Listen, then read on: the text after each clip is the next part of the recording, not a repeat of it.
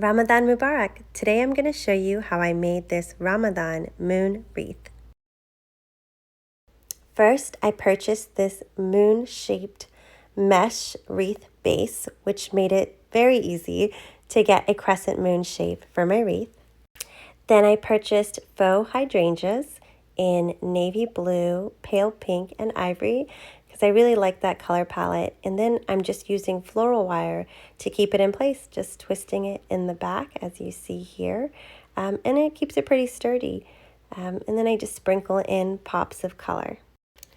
And there's no formula here. I just go with what looks balanced, and I added some irises too since I love irises. Okay, there you have it.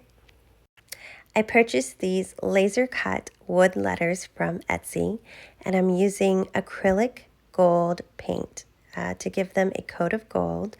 I will be going over it twice. The font was called Modern Font, and I really like that. I thought it made it a little bit more unique.